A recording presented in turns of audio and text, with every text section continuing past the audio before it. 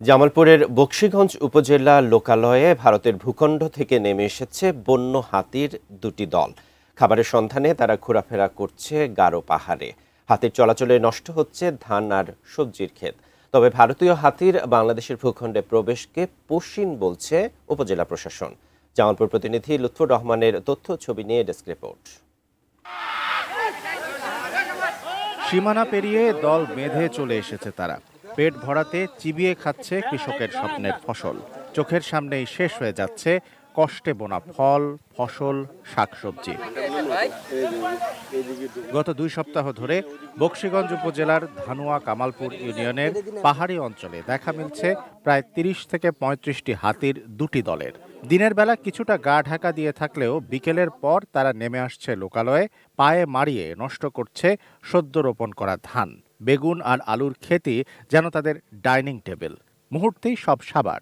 ফসল 2বার লাগাইছি, 2বার লাগানোর পরে এই যে এইবার আবার ফিরে এই যে আজকে রাত্রে এটা খসিল। প্রতিহত করার জন্য আমাদের কিছু জিনিসের প্রয়োজন, যেমন লাইট এবং মশাল। এগুলো যদি আমাদেরকে সরকারি থেকে কিছু দিত তাহলে আমাদের অনেক উপকার হতো।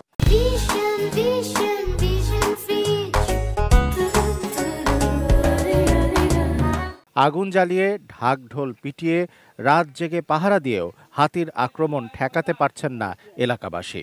তাদের দিন কাটছে শঙ্কায়, রাত কাটছে নির্ঘুম। এতে কামালপুর ইউনিয়নের সোমনাথপাড়া, অসেনাকোনা, দীঘলাকোনা, সাতানিপাড়া ও টিলাপাড়া সহ সীমান্তবর্তী 10 গ্রামের মানুষ রয়েছেন হাতি আতঙ্কে।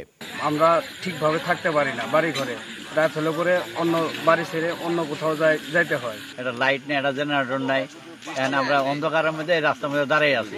বিট কর্মকর্তা এবং তার স্টাফগণ সবাই মিলে এখানে হাতি যাতে মানুষের ক্ষয়ক্ষতি না করে এবং নির্বিচারে তারা যাতে চলে যেতে পারে বা বনের মধ্যে অবস্থান করে, সেজন্য আমরা এখন পর্যন্ত এখানে অবস্থান করছি। ফসলহানির দুর্ভোগে পড়া কৃষকদের ক্ষতিপূরণ দেওয়া হবে, তবে ভারতীয় হাতির বাংলাদেশের ভূখণ্ডে প্রবেশকে পুশ ইন হিসেবে দেখছেন কর্মকর্তারা। একটি বায়োলেটারাল নেগোসিয়েশন করতে হবে ইন্ডিয়ার সাথে, যে এই ভারতীয় হাতির যে আক্রমণ, এটিকে আমাদের ঠেকানোর জন্য 2 দেশের একটি যৌথ পদক্ষেপ প্রয়োজন। মানুষ এবং হাতির নিরাপদ অবস্থান নিশ্চিত হোক, এমনটাই প্রত্যাশা সবার। Shamsul Arefin, desk report, ATN news.